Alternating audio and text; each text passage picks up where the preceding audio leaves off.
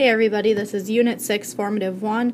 We're going to be talking about samples and surveys. This is video 4.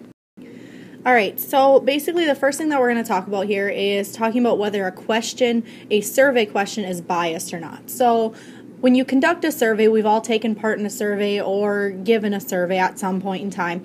When you give this survey or take a survey, you want to make sure that these questions you're asking are not biased. Well, biased means that you're leaning towards one answer or another. Okay, so the question makes something sound more appealing than the other. So if we take a look at number 1 here, would you rather visit the exciting zoo or boring museum? Well, this question would be considered biased, meaning it's favoring something. Well, in this case, this question is actually favoring the exciting zoo. Okay, so even though you may like museums, this question is worded so that you're going to want to pick the zoo over the museum. Okay, so anytime a question makes you want to pick something over another thing, it's going to be biased. So because of the words exciting and boring.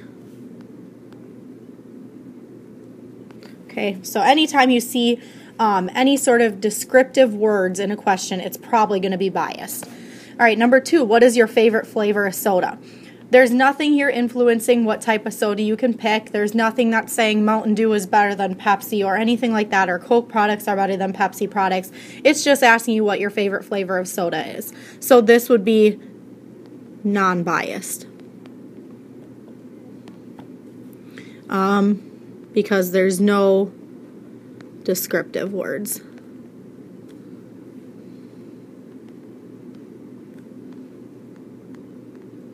Or in other words, because it's not favoring one thing over another.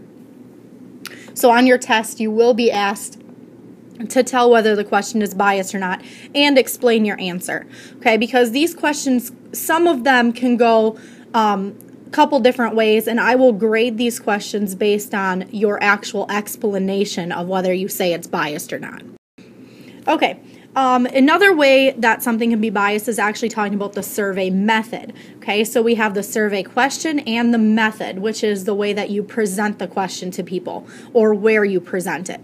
Okay, so you go to a wrestling match and you ask people whether they like to watch wrestling on TV. Well, what do you know about people at a wrestling match? Number 1, they like sports. Number 2, they probably like wrestling because they're actually there watching wrestling. So, therefore, they're probably going to like to watch wrestling on TV, or a majority of them will anyway. So, this would be considered biased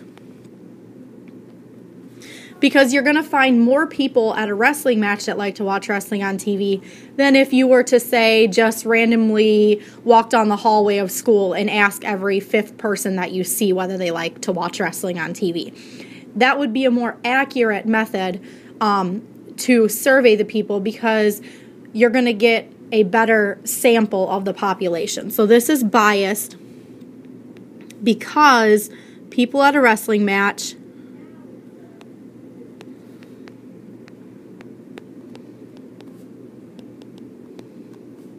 will probably like wrestling.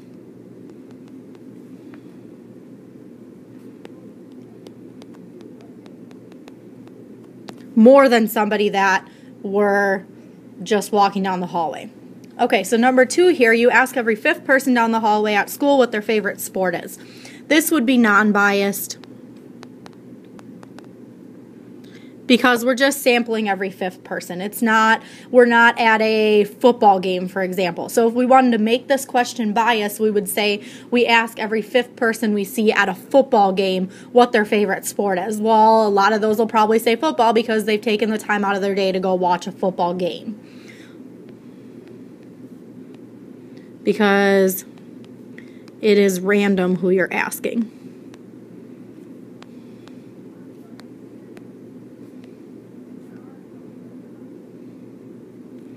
Or because you're not at a specific location asking these people.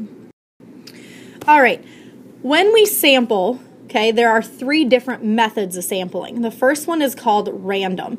This would be like drawing names out of a hat, okay? So there's no specific method to it. Of a hat. Okay, so drawing names out of a hat, you're just surveying the population at random. Systematic sampling would be we select a number at random, so every fifth person, and then we sample that fifth person. Okay, so sample every, we're going to say nth person or thing. Okay.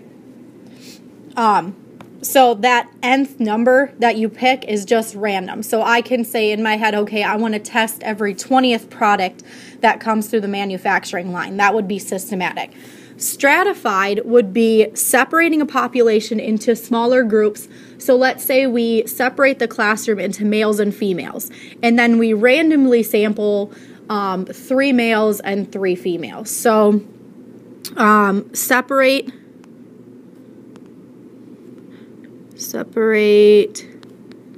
into smaller groups. Then sample each group randomly.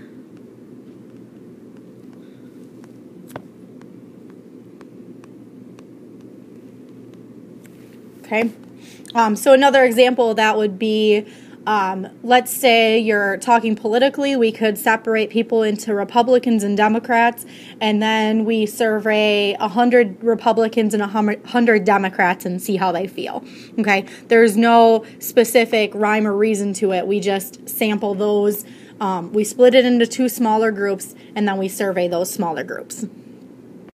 Okay, so for these next questions, we're just going to tell what type of sampling is being used, and we want to know whether it's a good method or not. So same idea that you're going to have to do on your test. Tell what sampling, and then tell whether it is a good method. Again, I will grade the second part of this question, is it a good method, based on your explanation, not just, yes, it's a good method. I'm probably not going to give you credit if you just say, yes, it's a good method. I want to know why or why not. Okay, so a computer manufacturer selects a number between 20 and 50 and then checks the quality of every nth computer they produce, where n is the number they selected. Okay, so basically what's happening here is they check every, let's say, 25th computer to see how it works. Well, this would be considered systematic, because they are splitting it into every nth thing that they produce, and this would not produce a good sample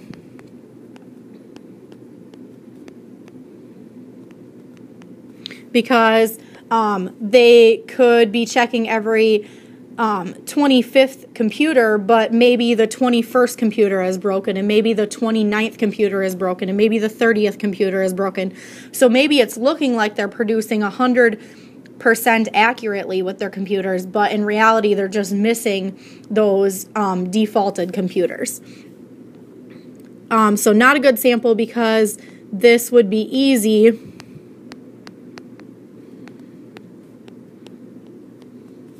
to miss the defective computers.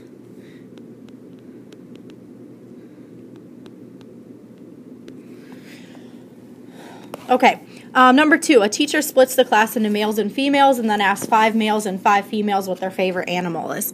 This would be stratified. And if we want to get a good sample of the classroom, what their favorite animal is, this would be a good method to use because you're getting a good population of your classroom. You're taking a survey of the males and the females, and you're getting 10 total of them. So a good method because you're getting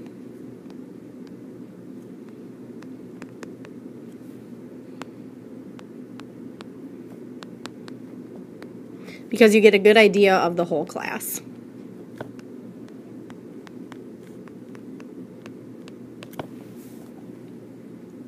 All right, and the last one here. A phone company randomly selects 200 people from its customer list to deliver a survey to. This would be random. Okay, so they're just looking off the phone list and picking random names, same as putting all those names in a hat and drawing them out. This would be a good sample because you're not sure where they live, their environment is not affecting it. You're just randomly picking people, so good sample because there's no favoritism.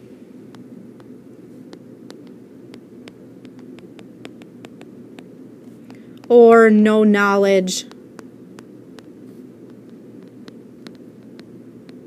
of people being chosen.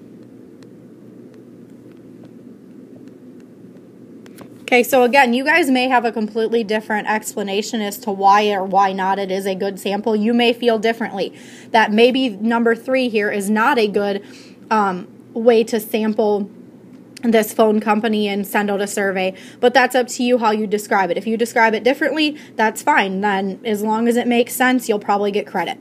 All right, so that is sampling and survey. We will see you guys later. Make sure you guys took notes.